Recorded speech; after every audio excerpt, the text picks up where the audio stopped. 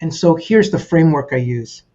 Whenever you feel incredible anger, emotions, or negative thoughts, or increased physical pain, or the pain is just getting worse, it feels like it is a biological imperative. That means your brain is so beautiful that, I know this is a very hard reframe, but you have a beautiful brain and body that's trying to protect you. So let's pause you for a second. Pain is a protector. It's protecting you from something inside of you, outside of you, or whomever is in between you. And so the framework I use is a neurophysiological framework that says when we feel like we cannot get better, it's because, check this out, it's because the brain senses that we're not safe inside, outside the environment, or whomever is in between you on a day-to-day basis. We cannot, and I've been doing this for 20 years. And one of my patients said, how many patients have you seen? I said, well, I think I calculate one day just for the fun of it, approximately anywhere between 58,000 patients I've seen in my 20 years.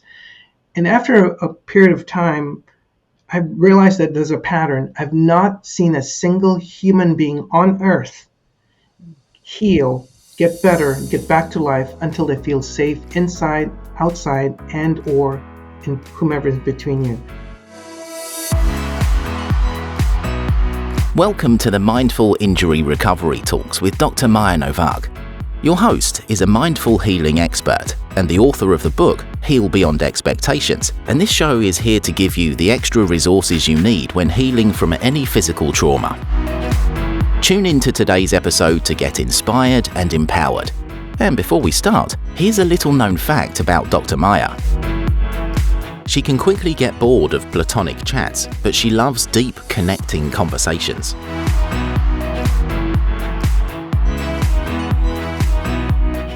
Imagine being in pain, sometimes so persistent and strong that you can barely go through the day. And you're tired, but you cannot fall asleep because no matter the position, it's always uncomfortable and it's always painful. So in short, this was my story when I was suffering with chronic pain. And I'm pain-free now, thank goodness. But I know that so many people are suffering right in this moment. And this is the reason why I invited Dr. Arya to join me today. He's a pain psychologist and is one of the co-founders of Mental Health, which is a digital pain recovering platform. Les specializes in treating psychophysiological disorders, persistent pain, functional neurological disorders, and medically unexplained problems. His passion for mind-body interventions promotes a unique style to help patients relate differently to their suffering and thereby shift them into pain recovery and wellness. Les, thank you so much for joining me. It's a pleasure to be here and an honor. I am so very grateful for you to be here today and for us to have this conversation because the mind-body interventions are so extremely important, and yet the conventional medical approach is not there yet. So before we go deep into the topic, I would love for you to share a bit about you, about your background, and why did you decide to go into pain? Yeah, it's a question I often chuckle about. I used to be embarrassed about it, but one is a personal story, and one is where I like to say pain chose me. I didn't choose pain. And so the personal story is when I was quite young, about 25 years ago, we'll just kind of say that, I had a very severe injury to my back to the point where all the muscles were ripped.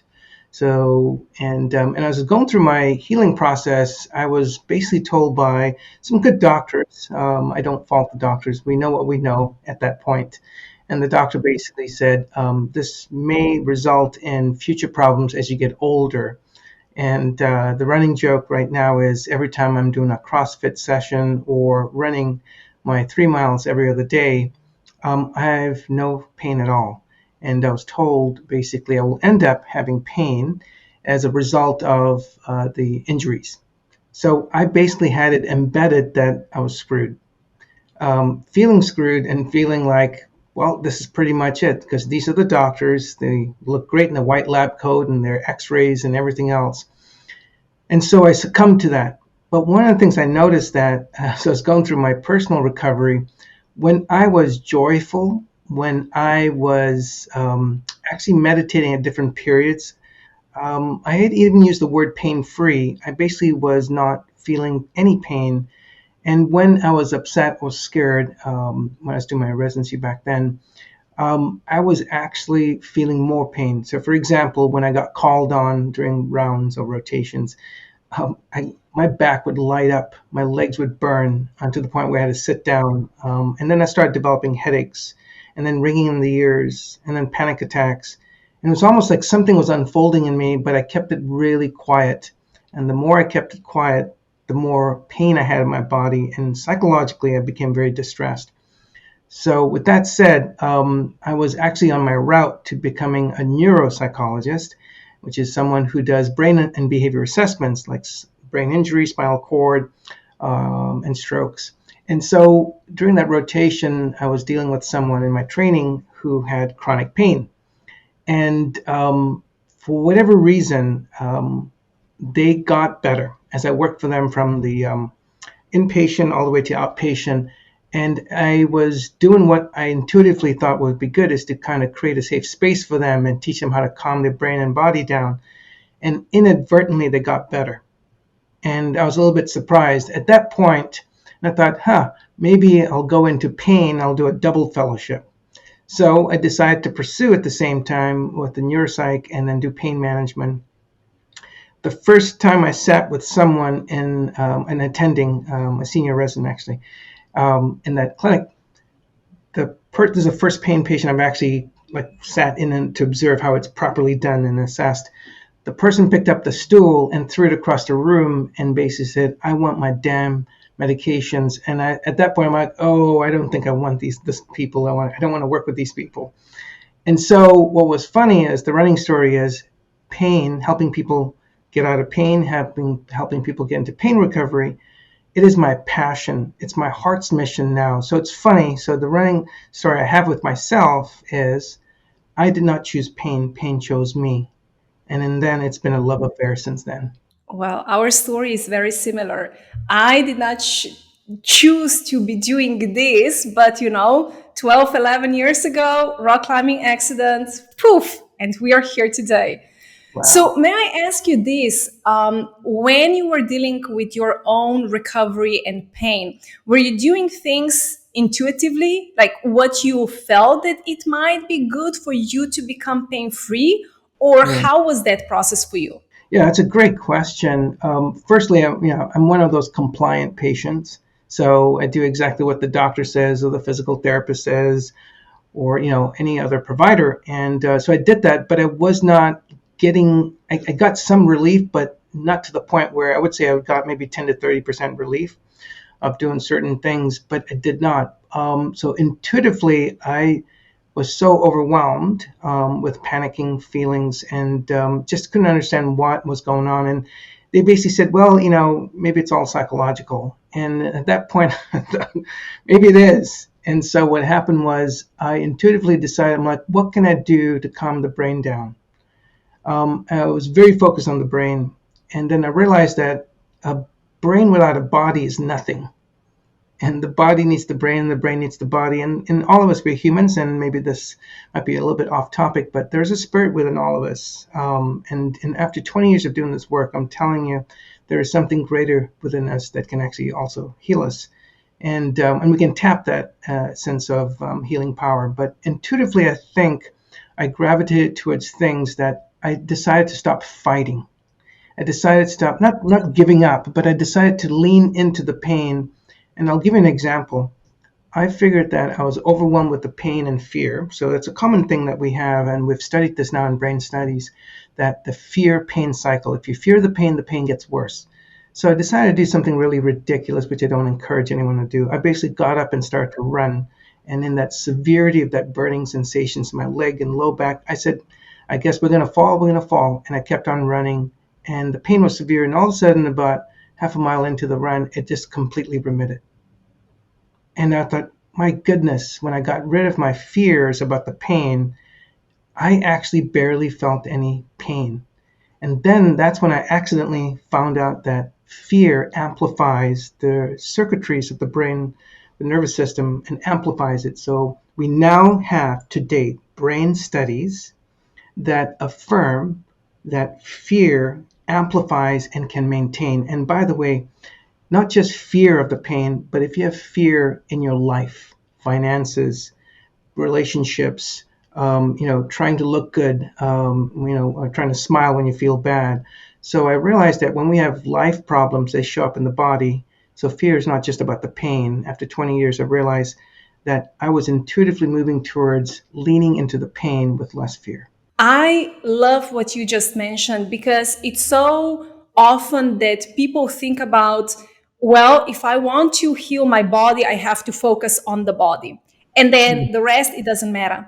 But so many times, things from the outside or any other area of your life might be the reason why your body is actually in this turmoil and is speaking to you. So it's Yeah. so important that we look holistically on life, every area, and Yeah. work on everything, because this is how we can really treat the body and heal the body. Yeah, absolutely. It's I'm smiling here because I have this conversation day in, day out, day in, day out, and not only with my closest friends, physiatrists, physical medicine doctors, spine doctors. They're some of my closest friends, besides psychologists and surgeons.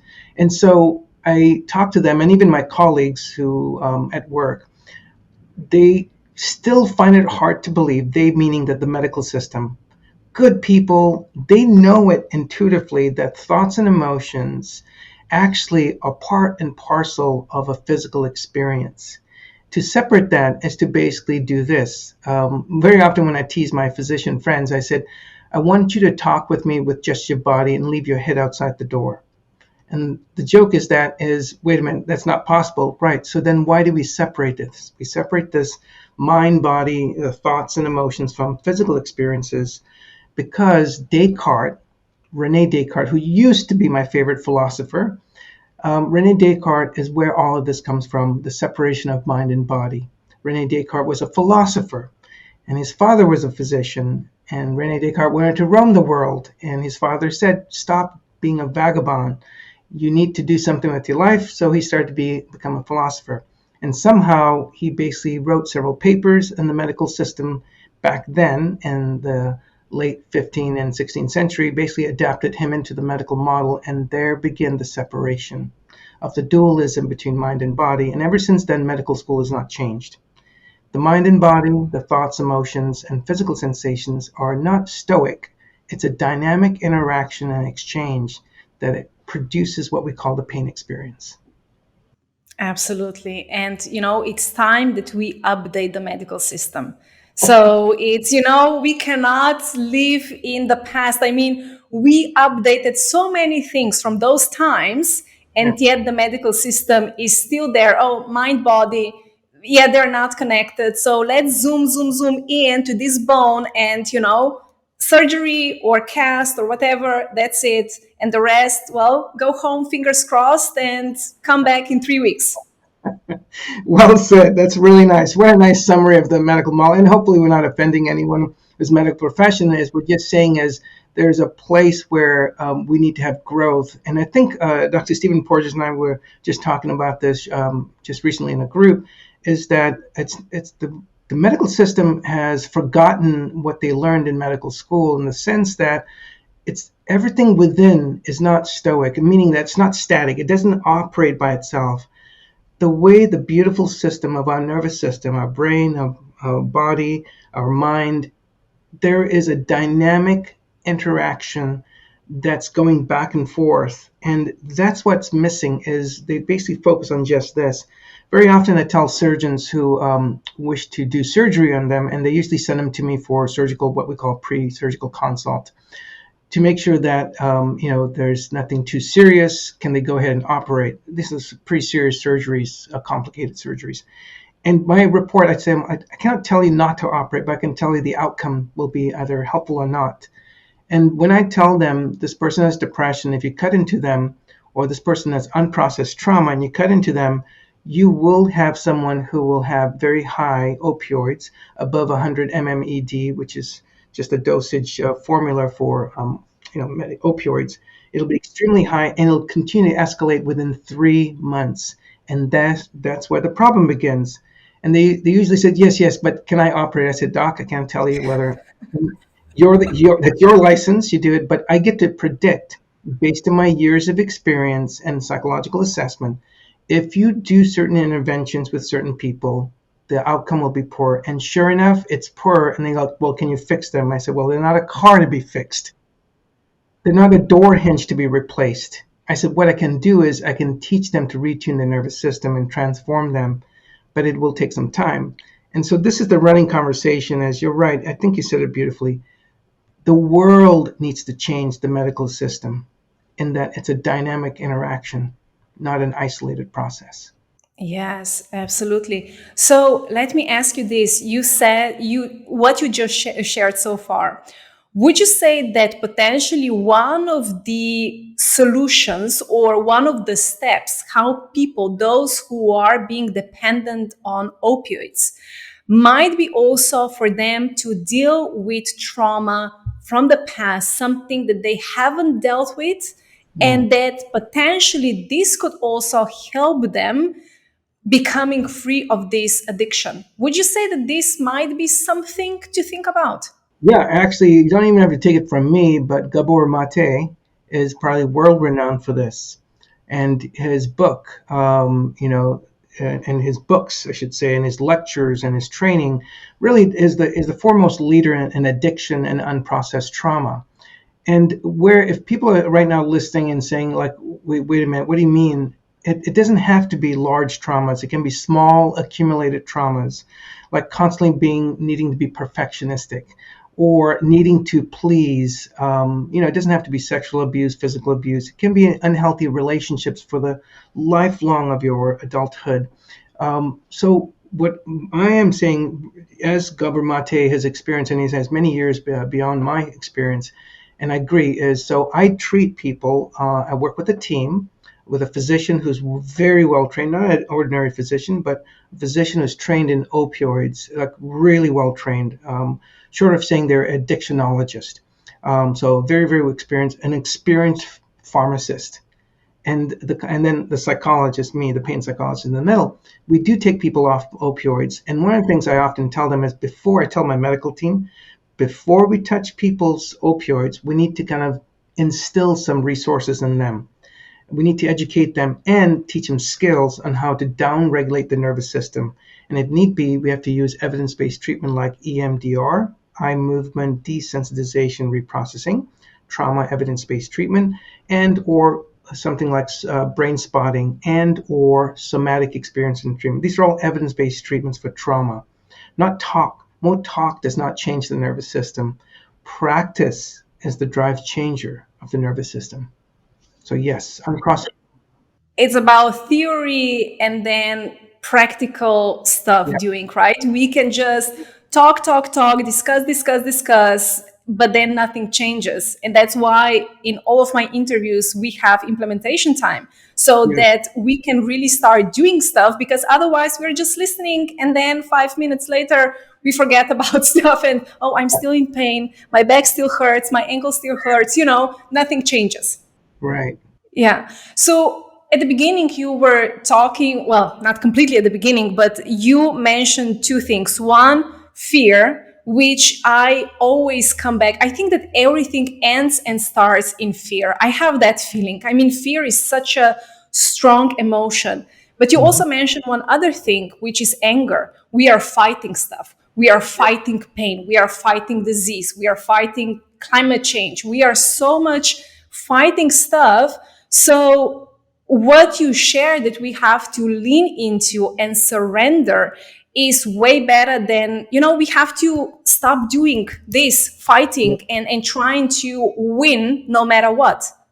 Yeah, absolutely. There's a saying I have with I have many sayings, and one of the sayings, basically to just to piggyback on what you said, is that the very thing that you're trying to avoid, maybe trying to avoid feeling fear, trying to avoid feeling pain, trying to avoid feeling the anger, and eventually it comes out. But the very thing that it's trying to protect you is the very thing that keeps you from living life. So fear and anger really are, if you want to kind of have the audience do this with me, so I'd like a little trick question to the audience is that imagine driving and all of a sudden you've got nice space in front of you, and all of a sudden it starts to rain, and then a car comes in between the narrow space between you and the front of the car, and you're driving at high speed on the highway, and the car zips right in, slams the brakes. Now you slam your brake, and then it takes off. The question I wanted to ask the audience is this: was that fear or anger you expressed? And very often people will say, I was angry, like, son of a gun, what's the matter with you? Drive better. And I often say is your real emotion is not anger. It was fear. And let me slow it down for everyone. The moment the brake slammed, neurologically, you did, that was fear. That was the primary emotion. And then once that went down, what showed up, manifested, was anger. So when you're angry, the real root is fear. And when you're really fearful, like, oh my gosh, the real root is anger. So think of anger and fear with the same brain chemical, but opposite continuum, sort of on a line, right?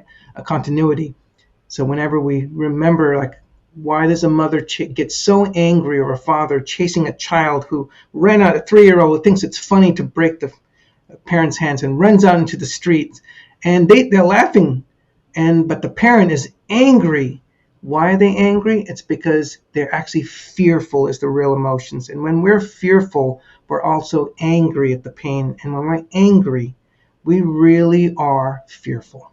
Thank you for explaining this. And I think that when listeners just take the time and really observe their reactions, they will notice that even if anger comes up, there are, even just tiny moments before, it's exactly what you said, and then, Yeah, how could this happen? And what you yeah, described, I mean, I live in Mexico, so, driving can be really chaotic. So what you just described was like, oh, just a normal day here in Mexico. So talking about emotions, we talked about fear, we talked about anger. Can we go a bit more into the connection? How is this then connected with the body, and why do we have to deal with emotions? yeah. What is the connection? Pain, emotional pain, mental pain, physical pain. Yeah, that's a great, great question again. So I want everyone to think about this. Is one of my favorite fruits. In California, we think of avocado as a fruit, not a vegetable. That's how we can tell a real Californian from. And so when you think of an avocado, what's an avocado got to do with what you just asked? Well, the next time anyone eats an avocado, think about how you cut the avocado. It's in neurology, we call that a sagittal cut, which is lengthwise. You cut the avocado lengthwise. Now, when you cut the avocado, you've got the avocado pit. Now, everyone focus on the pit, because the pit is identical to the middle part of our brain. It's that encompassing. It's that large. The middle part of the brain is called the limbic system. And with the latest science we've received, especially thanks to the work of Dr. Apkarian at the University of Northwestern, and he's discovered that chronic pain, actually develops in 4 stages. And what he discovered is in the last third and fourth stage of how chronic pain develops. Check this out. Imagine you're looking at the avocado. That's the avocado pit. And right above it, right above your ears, if you think about it, that's where the somatosensory actually process. All the nerves get processed. Like, that's why when you're cutting and you nick your finger, you know exactly it's your left pinky that just got nicked. And so the brain has a body map there. So what's that got to do with emotions, pain? So check this out. When pain becomes persistent, for example, from the medical definition, 3 months or plus or 6 months longer, what happens is this: the brain reorganizes the real estate of how pain is processed into, big keyword, into the avocado pit, which is hereafter known as the limbic system. And so why stress, why emotions and thoughts seem to amplify and maintain persistent pain, such as fear, such as anger, unprocessed trauma, all of that is housed in the middle of the avocado pit. So let me pause here for a second. The big take-home message is this. This is not psychological. There's a psychological component that's called suffering and complaining. among other things. And so the neurophysiology of this is that when pain becomes persistent, the brain is so amazing. It becomes so protective that everything is automated. So it takes it takes the way the pain is processed from the area in your brain where the real estate is where they process it, and then they move it into the middle part of your brain. Why? We don't know why, but we hypothesize the reason the brain shifts the way it processes pain from acute to subacute to persistent pain is to be resourceful so it doesn't have to waste energy. So pain becomes then a habit. And where do we have habits in the brain? In the avocado pit, the limbic system. So, how do you remember how to put on your shoes? Think about someone who's had a stroke or a brain injury. We have to retrain the brain. So pain is shifted from a location into the avocado pit, the limbic system. And in the limbic system is where we have unprocessed trauma, all our emotions. It's like a kitchen that cooks up all the stuff in a storage room. And so when we have thoughts of negativity, the front part of the brain, it sends a message to the middle part and it lights it up. So this is why stress, which I can definitely define in a simple way, stress, thoughts, emotions amplify. And what I'm trying to say to everyone is your lived experiences, your day-to-day, influences how much pain you will have or not, and will also influence whether you will come into recovery. It's very important that we are conscious about stuff that we are doing, that we are tuning into, that we are listening, that we are doing, every single day. And yes, at the beginning, I know from my personal experience, it takes energy and it Mm, takes effort, but yeah, then it becomes a habit as well. And what you said, this about habit, I think for some people, this is hard to hear. Like, yeah, my pain is a habit. What do you mean? It's almost, I'm guilty of this. And let's talk a bit slightly just that it's not their fault in that regard, because then people start beating them up like, oh, it's my fault, then da, da, da, da, da, and then we yeah. go down the rabbit hole and in circle. Can we just talk slightly about this? Yeah, I love that. And so I'm so glad you asked that because one of the reasons why the way I frame how pain actually is maintained is I use something called the polyvagal theory framework. I like when I teach my residents, my interns, especially people who are emerging in this field. One of the things I tell them is this is we need to have a framework. When you have a framework, as my pops used to say, my dad used to say, if you don't stand for something, you're going to fall for everything. So I took that same adage and said, what's the framework I can help explain? So my framework in helping explain why pain persists and why we should remove the blame and the blame game and the shame game is to basically use science. So if we stop for a moment, is when we have, for example, an anger outburst or we just weep, we break down and burst into tears because we're just so frustrated that we cannot get out of this pain. And you sit there and you weep and you maybe even punch yourself in the leg and you're like, what's the matter with me? And you start to weep that. And I've done something like that. So, and so have my patients. When you get to that point, you basically say like, what's the matter with me? We start to blame ourselves, or maybe, and I want to be gentle with this, or maybe a physician or a health provider, let's just put a general term, a medical health provider says like, well, maybe it's all the stress in your life, and maybe it starts to then gaslight you. So when we're not gaslit by a medical provider, like, well, I don't know why you're having this pain. You shouldn't have pain. Surgery went great.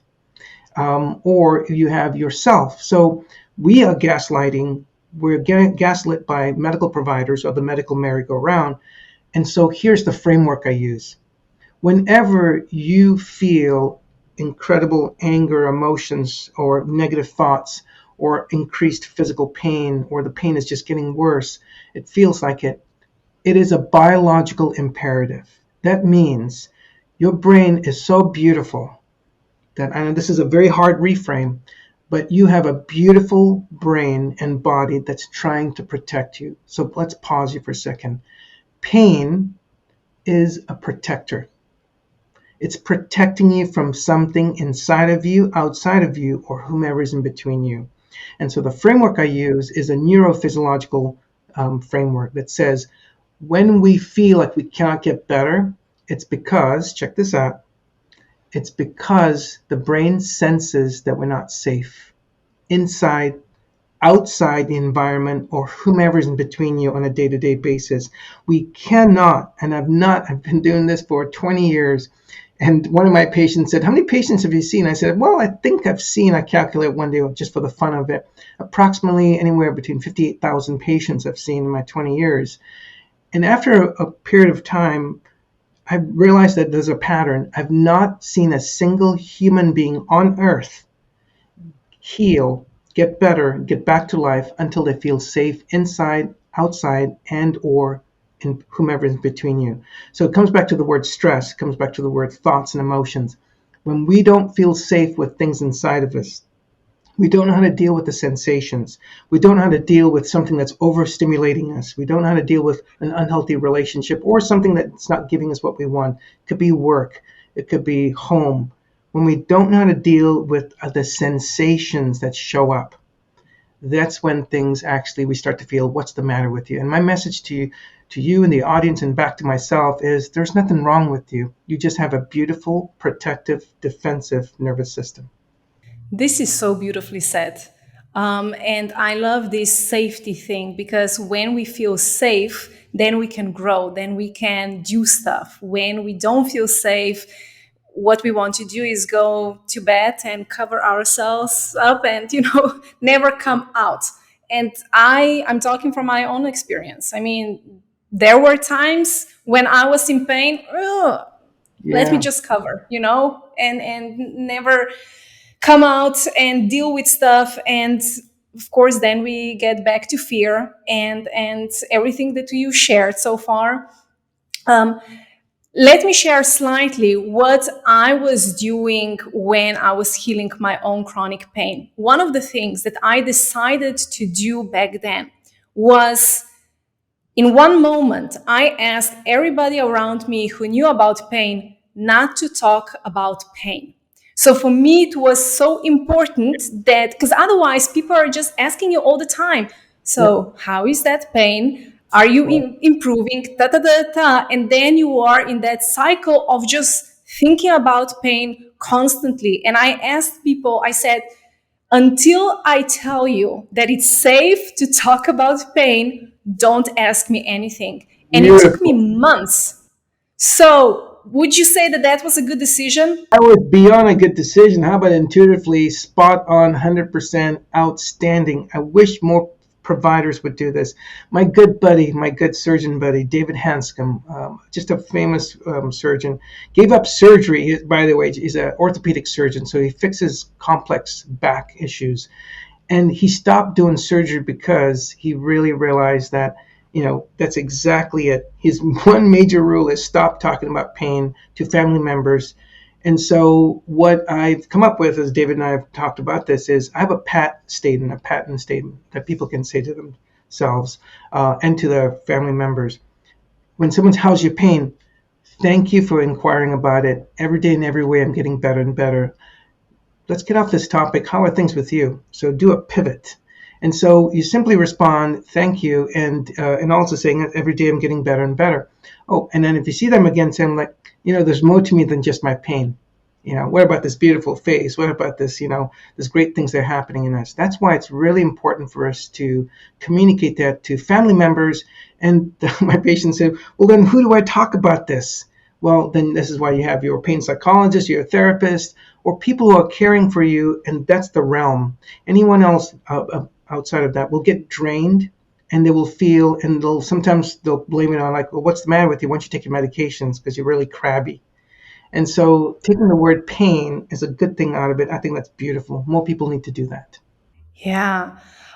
So I'm sure that you get many patients who say to you, I've been doing everything and anything, Mm-hmm. and nothing helps. So what do you say to a patient like that? Because I have a feeling, and I know also of people and my clients who have been doing so many things, and what I'm noticing a lot of times, They tried one thing and it didn't work, and another thing, but they never combined things. Yeah. So, but what is your experience and what do you usually tell your patients? Yeah, if you hang out with me long enough, or anyone, my patients know this. They've written 200 statements. I say, so this is one of the 200 statements. Divorce the outcome and marry the process. Take your eyes off getting rid of the pain, because that is way too much. When I was a kid, and I was so frustrated and stressed out when I got an A minus, I was so stressed out trying to get an A plus, and I got worse. I got a lesser grade than that. It's so much stress, which now activates your threat physiology in your brain and body. We just lit ourselves on fire. Whenever we demand things we're not ready for and can receive, we tend to activate the stress or the threat physiology in our body. So, with that said, divorce the outcome basically says your fruits, your crops will come someday. Just keep watering the process and using integrative things that will help you, mind, body, and spirit, that will actually help you. Things that promote a safety physiology is really crucial to healing. So divorce the outcome basically says, I want the pain to go away. So when I teach meditation and when I teach different techniques, what I call, nervous system regulating skills, when I teach people to get into a state of safety physiology, I tell them, for example, meditation. When are you meditating to get rid of your thoughts and emotions and sensations, or are you meditating to get to know your nervous system, befriending it, so you can actually show up like a loving parent to nurture that part that's really screaming and scared? So the process is using an integrative skills and approach, just kind of like what you said, in simplicity, mind, body, and spirit, in that sense. Really doing things to dial the physiology down, the mind down, to say that you're safe, to not just use talk therapy, but I use a lot of somatic skills, things to calm the body down. And I'm very big on something called the vagus nerve. And that's why, like I said, I use a framework. And the framework I use in that is the polyvagal theory, which basically says, the vagus nerve carries about 80% of the information in the body to the brain. So if you can learn to calm the body down, the brain tends to also calm down, and then the brain calms the body down. So ultimately is, when people are not making progress, ask them, what is their hidden motive? Are you trying to get rid of the pain? Of course, then why do you think I'm doing this? Well, that's like saying I want to get married so you can have lots of sex. And so it doesn't make sense. Like, what? Or I can have someone cook me meals. Or it doesn't. You're like, what? It doesn't make sense, right? But it sounds logical to some degree. But it sounds logical to say, like, I'm doing this to get rid of the pain. But I'm telling you, it is identical to is I have to get an A plus, and that creates a threat physiology. It dampens and lessens your chance. This is why leaning into the pain, which is like making full contact with quicksand, you don't want to do it, because counterintuitively, the mind says, how do I get rid of this? And the reason the mind does that is because the brain says, me no safe. When the brain says, I'm not safe, and senses it through the five senses, it tells the psychology, the mind part, to help us figure out how to get rid of things. So when we're caught up in how to get rid of the pain, how to get rid of anxiety, you actually create more anxiety and more pain. The very thing we don't want to have, we will end up having more of. So the simplicity in this is just do the process, stay with the process. When will it be? The reason I cannot answer that, like why can I not get better faster, is because I don't know your life experiences, because your nervous system has all your lived experiences. So every time you had a trauma or something horrendous, it's like a knot on a rope. And so when we are forcing ourselves to try to get rid of something, we go back and reactivate some trauma. We reactivate the threat physiology, and it becomes counterproductive. But it's human to want to get rid of the pain. And the skills I teach, and the things that you teach, actually, a wonderful channel, teaches you to be here, right now, and to stop bullying yourself into recovery. This is so beautifully said. And how about if we talk a bit more about this inner child and this, what you mentioned is, are you meditating just to be in complete silence? Because a lot Yeah. of times I think that people think of meditation in that regard. So I shouldn't be thinking about anything. I shouldn't be feeling. I should be sitting in a lotus pose. These are just tick, tick, tick, tick, tick. So why is this not working for me? Yeah. So how about if we talk more about this leaning into all those feelings and talking to that inner child, and why is it so important? Yeah, it's really, really great. So, great question again is that it's really important because if you now let's get into the mind and body. Let's really get into it. So, if you think about this, the way and this might be different for many, many people, but I use a different framework. I don't believe there's one inner child, because traditionally, when I was going through school and my residency and all my training and all the courses I took, they basically talked about the inner child. There is an inner child, but actually, we have inner children, multiple. Check this out. Has anyone ever experienced this? There's a part of you that says, I want to go exercise, and part of you like, no, I'm just a little too tired. Or how about this? There's a part of you that says, you better tell that person off. No, I'm scared or else they'll not love me. So we have different parts. So that's the first point.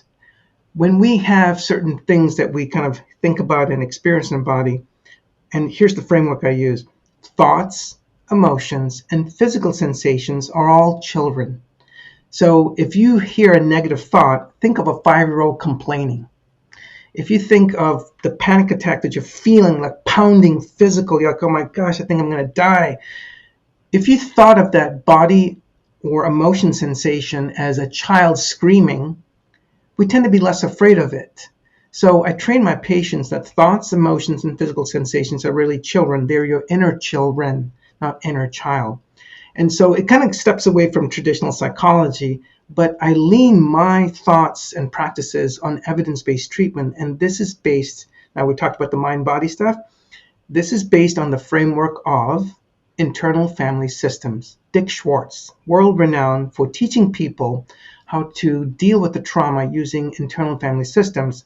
And he basically says this: when you are meditating and when you are feeling curious and compassionate and courageous and confident, you tend to come into the self. The self is the part of us that was untouched until we heard messages of good girl, bad girl. We were trained by the people that raised us. Not the people that raised us, they did the best they could.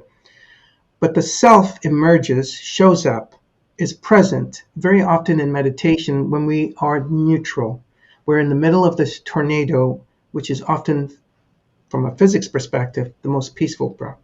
So when you actually become the observer in meditation, the self tends to merge. When we tend to ground ourselves, when we tend to tap our chest and even slow our breath down, we are emerging into this present moment, and the present moment is very neutral. And also that's where it's like a portal where your self comes through, your true self comes through. In internal family systems, we basically say is, do not talk to the inner child until you are grounded in this present moment with compassion and curiosity. And then you can talk to those children. And let's go back to the same lesson. Thoughts, emotions, and physical sensations. I train my patients and myself that they're children. So when I wake up in the morning, might be funny. I didn't think, oh, like, this guy's really cuckoo. When I wake up in the morning, I actually say, good morning, kiddos. And what I'm saying is, I'm saying good morning, my thoughts, the good, the bad, the ugly, and the naughty ones also. And so the ones who's like, we got to get going, because when I open my eyes, I have a very busy lifestyle, but I'm relaxed in my busy lifestyle, if that makes sense. I try not to get too worked up about things and busyness I need to do. So when I wake up in my morning, my stomach churns, my calves tighten, my back might tighten, and I said, hello, little ones. So mind you, thoughts, emotions, and body sensations are children. So I'm saying good morning to them. So one of my patients said, that's the most ridiculous thing I've heard. I said, I know, right? Go try it. So don't knock it till you've tried it, because it is wonderful as I go through the day and I notice my SI joint that starts to tighten up, the lower part of my body. When it starts to tighten up, I'm like, sounds like you're trying to get my attention. Every single negative thought, negative feeling, and negative physical experience is not there to harm you. They're trying to protect you. And you need to show up as the healthy parent to say, honey, I know you're trying to help me with those negative thoughts. I know you're trying to stop me from overdoing. That's why you're producing this pain. I know you cannot say no, but you keep doing. But you are producing this pain to protect me. So can you go ahead and dial it back down? So I have a skill set, and we'll talk about this later on if you wish. It's called the 3 N's, to actually take everything I talked about, the neurophysiology, and then to tie it into the mind body with IFS, to be able to, and mindfulness, to be able to tell and retrain the nervous system that we're safe. So, as you said, if we have skill sets to kind of learn how to lean into it, we become less fearful. It's like taking someone who's never skied and telling them, now ski down a black diamond slope, which is very, in America here, we have black diamonds, and which is like very steep, right? So that's like telling someone to lean into the pain without skills is like telling someone to jump off a cliff and, and fly. It's dangerous. So this is why leaning into the pain requires you to understand that if you can learn to work with those thoughts, emotions, and physical sensations as children, you become less threatened. And if you have a very clear stepwise process to work with them, it's like parenting skills from a very loving and compassionate manner. It will help you move into safety physiology and finally into recovery. This is such a beautiful insight. And I've never actually heard of inner children, but I love that because it's true. And also, when you think of inner children, for me, the feeling is, oh, I'm actually never ever alone because I have so many kids, Yes, internally with me and that I need to take care of. And it's great to have this kind of insight because it's so easy for us when we are suffering to try to run away, to push aside what is actually calling us. But it's, if you imagine having one, two, three, four children in front of you having a tantrum, yes, you cannot go, oh, I'm not going to talk to you until you behave. I mean, you can do yeah, that, but it doesn't yeah, work, right? yeah, So we have to lean into, we have to talk. And my view on the body is that the body is always communicating. So it's what you just described. What are you trying to tell me? Or the yes. pain. What are you trying to tell me? Tell me, Yes, yes, yes. Oh, I'm so excited that you even said that. And one of the things I'm hoping the audience will get even more excited about this. Check this out. One of the things is when I do an intake, when I do a first evaluation, I do something called let's do a body check. And they often say like they start to like, well, no, no, no, you don't have to take everything. A body check. So let's do this, and we can do this with the audience. Is if people don't know what your trapezius muscle is, so your shoulder muscles, and so have people take their right hand and check their left trapezius muscle, left shoulder muscles, and just kind of press as they come along the neck and then towards the shoulders, and then switch hands. Take your left hand and check your right trapezius muscle, your shoulder muscles, and just press. Now, if you have left-sided body pain, independent of structure, nerves, and tissue injury that have healed, independent of it. So basically, when your left side of your body, if you split your body left hemisphere from head to toe, left side is highly associated with anxiety. The next time you have some sort of fear, you're anxious, you're worried about how do I pay for that bill? Oh my gosh, so as we were checked with technology, like, oh my gosh, where is this going to work? If people are fearful of something or someone tells you something, notice which side of your body, left side or right side. Left side is highly associated with anxiety, future planning, trying to control things you don't have control over. The right side hemisphere of your body is associated with a couple of things: anger, suppressed emotions like frustration, and also lots of complaining, the chatter that does not matter, constantly listening to the talk, to the mind. So when I notice that sometimes I talk to my mom, and my mom is getting up there in age, and she'll say something that is a little bit hypercritical. And I notice that I will wear a smile, yeah, thanks, mom, but I notice my right shoulder just tightened up. So I basically just suppressed my anger. And so what I'm telling the audience is this is listen to the body because it's speaking. Are you listening? Oh, I have goosebumps. This is really amazing conversation and thank you for all the insights. Now, how about if we take the time for that implementation and you guide us through those 3 N's because I think that it's going to be so amazing for the listeners, something to take and then implement right away and start seeing results. Yeah, absolutely. Let me set up the framework of this. So this is based on the polyvagal theory, and the first N is basically what we call notice. And if anyone knows about the polyvagal theory, It basically helps us understand why we think, feel, and experience the sensations in our body. So it helps navigate and remove shame and blame. And so everything that shows up inside of us is meant to help us and protect us. We need to start thinking of it that way, and we need to start showing up to what showed up with a different attitude. And so the 3 N's, if you think of the first one, I'm going to run through them, and then we'll do the practice. The first N is called notice. So, and that's basically what we call nociception, is when your brain says, am I safe or not?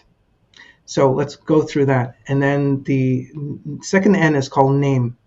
Name is basically name it to tame it. Name the physiology state that you're in. If you're in shutdown or stress, you're feeling safe. Name it also means what is the emotion that's showing up in your body. And that's called perception awareness. We want you to wake up from that trance of the mind, that habitual pain habit or trauma habit, and you want to wake up from it. So naming it, what we have research that shows, when you say so this is what anger feels like in my body. So this is what fear, we start to wake up from the trance and what we call physical distancing from the thought, emotion, and sensation. So it's a very important thing to do. And then the last one is basically what we had notice, name, and now we have nurture. And I have a silly saying with that. So nurture your tormentors. Wait a minute. I'm nurturing things that are bad to me on the inside? Because they're not bad. They're little kiddos, 5-year-olds, 8-year-olds, 10-year-olds. They're beautiful children, just very scared and protective. Your job as a parent is to mentor them. My grandmother used to say, you raise cows, you train children to be loving, self-respecting of themselves. So this is a training skill. And the last part, which is nurture, is what we call discernment. Discernment basically says, is this helpful right now to have this negative thought? Is this helpful for the pain to be dialing up? Your job as a human being right now, right here, is to teach the nervous system that you're safe. And sometimes it doesn't know it's safe until you influence it. It's like a child is scared and you're like, I don't know what to do. How about you just go hold the child? How about you ask the child, honey, what can I do? What do you need? How can I support you right now? That's what we're going to do in this practice. So let's put this all together. Notice, name, and nurture.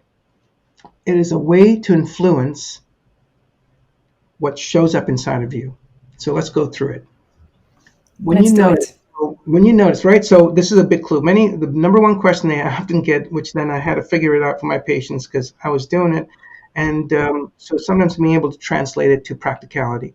I want everyone to write this down is, when do I practice the 3 N's? Again, the 3 N's are notice, name, and nurture. It's a way to influence what shows up inside of you.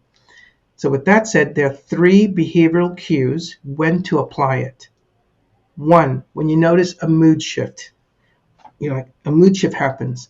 When you notice tension, that's what I call pain or discomfort. I don't call it pain, I call it tension.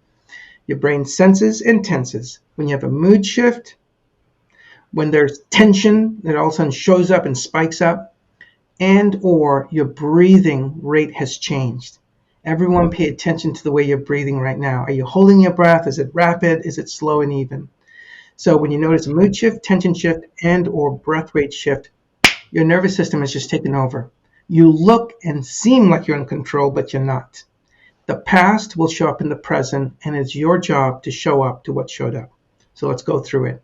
So those 3 behavioral, mood shift, tension shift, breath rate shift, that is your cue, your implementation of the 3 N's. The first N is notice. What about it? Notice where that negative thought is in the body. Hear me on this one. When you have a very punishing or repetitive thought, or you have a very strong emotion or a physical sensation, notice where in the body. That's step 1. The second step you want to notice when you're in that notice phase is to ask yourself, what is the size, shape, and even color of that sensation? So let's just say, let's keep it simple. I have a negative thought like, I don't know whether this is going to work. This is ridiculous. What's the matter with me? Take that thought and find it in your body. Because why do you do that? Because when you can take a thought and or an emotion and find it in your body, now it becomes tangible. You can actually work with it. Because now it's no longer scary and out there, but you notice exactly where it is. So notice where that thought, that emotion, for example, is in your body. So notice the location of it. Next, notice the size, shape, and even quality of it. Is it burning, stabbing, aching? Is it like the size of a grapefruit? Is it the size of an avocado? Whatever it is. What is the size, shape? And I love asking what is the color of that sensation? And people go, why do you ask that? Because it's kind of fun. It's the human experience. I like to have fun when I do this work. That's the first segment of notice. Notice what is showing up and where in your body. Notice the size, shape, color, and even quality of that sensation. Why do we have to do all the steps, Les? It's because this is a skill to reparent your nervous system from a place of compassion and a place of understanding. Because if we show up with fear, we're going to amplify everything else. If you can show up with a sense of distancing, like the sky and all the clouds behind it and the storm, we don't get caught up in it. So noticing is a step of getting some distance because you're not your thoughts, you're not your emotions, and you're not your physical sensations.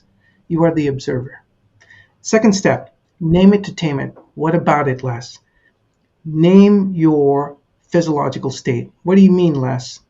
There are three physiological states. Are you safe? Are you stressed? Or are you in shutdown? I don't know. I guess you're irritating me. I'm stressed now. All right, great. So in the name it to tame it, just say like, I guess I'm activated. You can simply say that. I'm activated. I'm feeling like I'm shutting down. So name your physiological state. This is based on the polyvagal theory. So if many of my patients said, I don't know, that's too complex. So I simply tell them in the name it phase, just say activated. And then what? In the name it phase, the second part, you want to go like, what is the emotion that's best associated with that sensation you're feeling? So I don't think this is going to work. I'm so stupid. What's the matter with me? So maybe I notice it in my chest. I notice the size of it is a grapefruit. The color of it is red and maybe black inside of it. It's stabbing and turning and churning. Name it to tame it. Activate it. So this is what fear feels like. Wow. So this is what fear feels like inside of me. Then what? Then go to the last step. Nurture your tormentors. And so what that means is your thoughts, emotions, sensations are all fired up. There's a very clear step here in the nurture part. So I'd like everyone to do this with me. This is very often therapists kind of get this wrong, so I'm not bagging on them. I'm just saying is we need to follow physiology. So I don't want my patients talking to the sensations. For example, I just mentioned, what's the matter with me? I feel it in my chest. It's the size of a grapefruit. It's red and black. I was like, I'm activated. This is what fear feels like. You're like, wow, this is a lot of steps. This is a skill. You get to the nurture part, you want to do three things. Breathe intentionally, slowly. Rub or touch. Rub or tap. And then after 3 to 5 breaths, then talk in a soothing manner to that child that showed up. So let's run through it. Is basically in the nurture part is I like to tap. Some people don't like to tap. So I'm intentionally breathing. I'm focusing. So who am I talking to, Les? I'm talking to that physical sensation that I just talked about in the notice section. So you can rub, you're intentionally breathing, touching, which means rub or tap. After 3 to 5 breaths of feeling the rub, the breath, and focusing on what showed up specifically in your body, then and then only, after about 3 to 5 breaths, when you feel a settling down, then and then only say is what would be something soothing. And here's what I would suggest. It's okay. It's okay. Settle down. Settle down. I'm right here. I'm right here for you. I'm right here with you. I am here. I repeat that over and over again. I'm right here for you. I'm right here with you. I'm right. What are you doing, Les? I'm talking to that child. I'm talking to that thought, emotion, sensation, which is basically your nervous system. And in that moment, you are showing up differently and relating differently to what showed up. And that is neuroplasticity.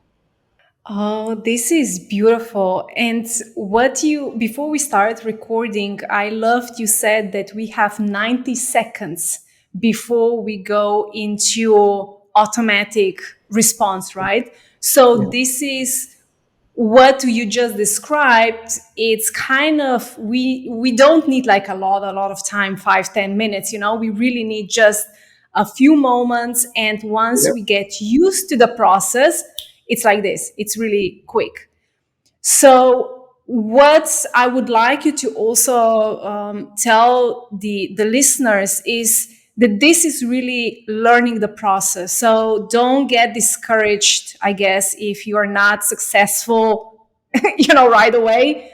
Yeah. Um, would you agree, or how do you explain this to your patients? Yeah, no, great. Again, the 90-second thing, I just want everyone to know so we can give credit to the right person. The 90-second thing really comes out of the work of Dr. Jill Bolte, Bolte, Dr. Jill Bolte Taylor, a Harvard trained neuroscientist. And she had a stroke in the late 1990s, and she had to retrain her brain and to kind of process things and do things. And out of that book, and I can look it up, she basically talks about this 90 seconds interval. And so I started to look into it because I was experiencing it, that if I can sit with a very troubling thought, leaning into the thought, dipping my toes into that emotional pool, just dipping my toes and maybe my ankles, but I'm not emerging into it. You have 90 seconds. So here's what happens. Your brain senses and tenses your body. So how does your brain sense? So the research shows us in brain science that the brain uses all our five senses, and it also listens to our thinking. And so the moment, check this out, just like I said, when you notice a mood shift, tension that shows up in your body, and or your breath rate change, at that point, the 90-second clock starts. Go. Here's the sad part and scary part. New research just came out that said by the time you like, oh my gosh, I'm getting anxious, by the time you actually believe or hear that thought, 7 seconds has gone by.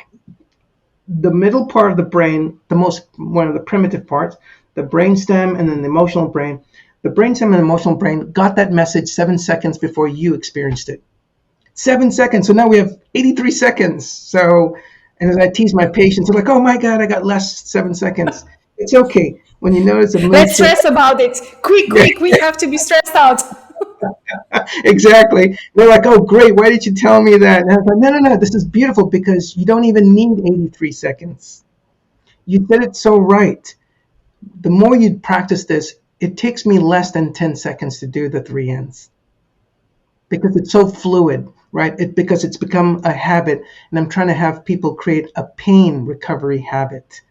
Just like the pain habit and trauma habit, we can create a pain recovery habit, and it's called implementing these skills, right? So with that said, I want everyone to know that when you notice a mood shift, tension shift, or breath rate shift, all you have to do is notice where in the body, say activated, and then lean into the thing that you don't want to lean into, the negative thought. And when you're talking, you're not talking to the universe, you're talking to the body sensation that showed up. That's why it's important to take, like, if you have a thought that's unhelpful, find it in your body. Because your body, when you have a thought, your body actually experiences it too. And so with that said, when you just simply, you're like, Les, I can't remember all of that. Can you remember this? Breathe, touch, talk. Just start to slow your breath down, find the sensation in your body. Just start tapping or touching. Intuitively, when we hold a child that's crying, we rub or do this because neurologically, when we tap or rub, it slows the C fiber messages up the spine into the brain, blah, blah, blah. It basically reduces pain signals. And so rubbing or tapping, so breathe, touch, and then talk. What do I say? I don't know. I never had loving parents.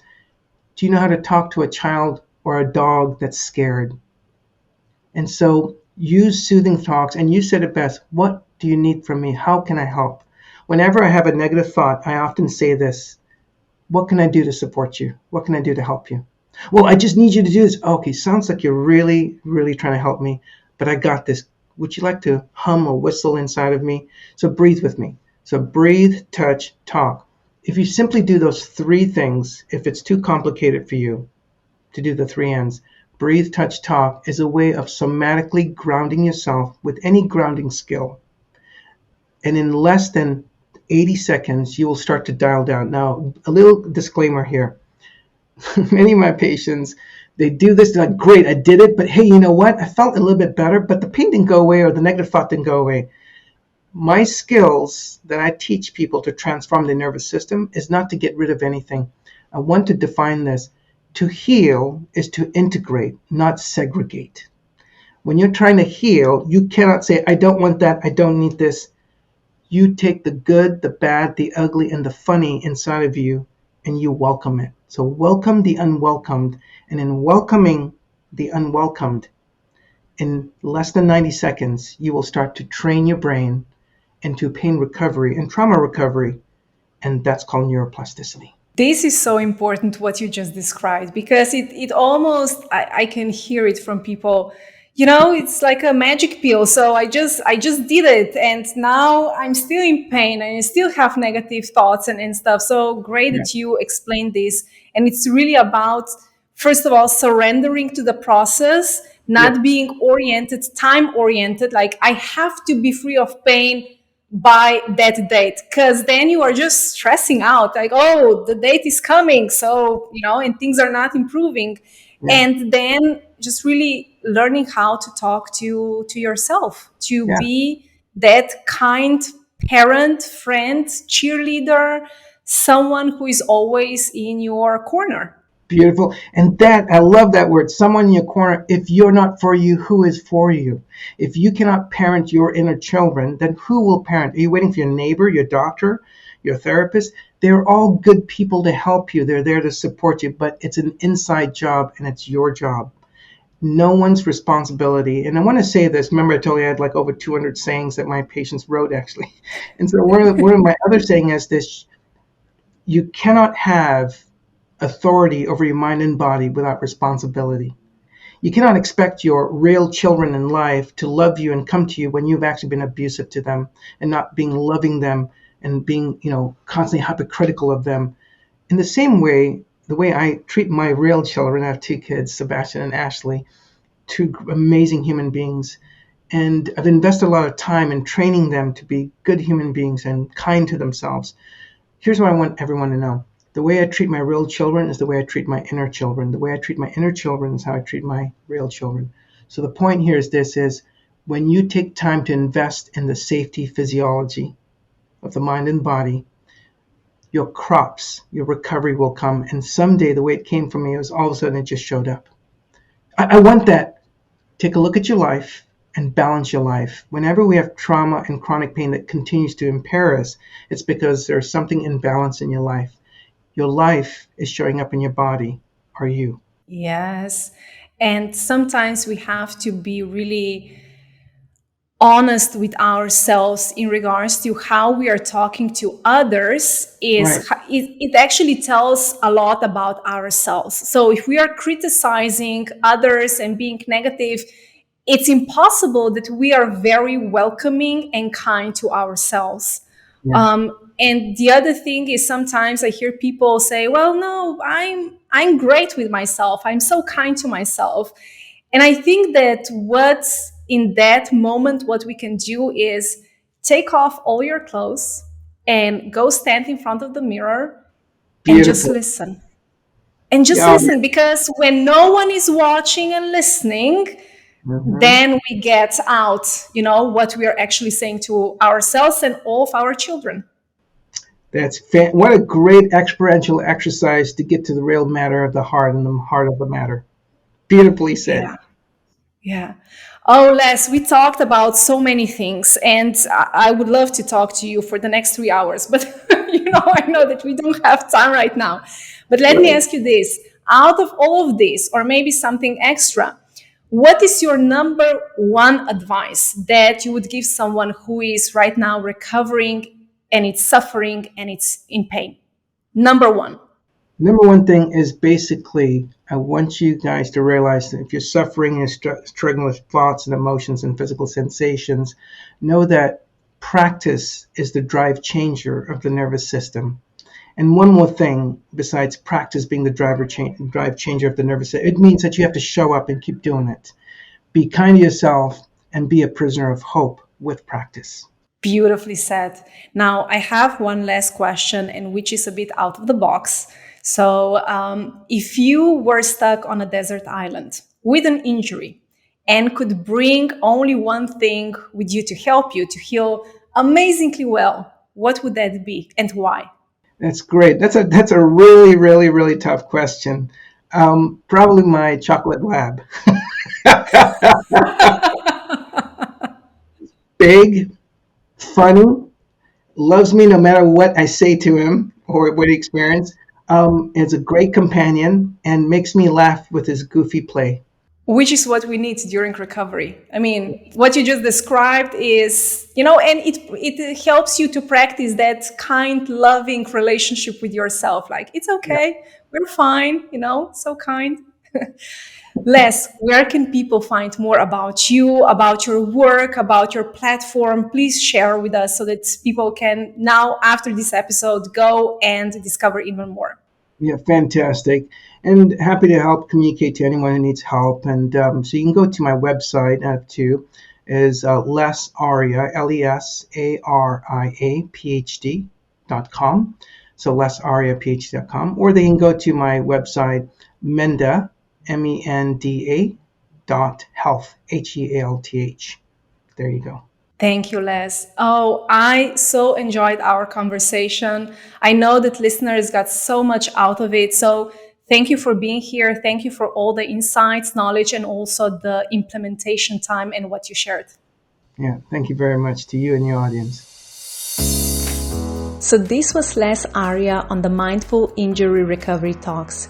If you enjoyed this conversation, know that there are new episodes released every week, so make sure you hit that subscribe button on whatever platform you're using to tune in.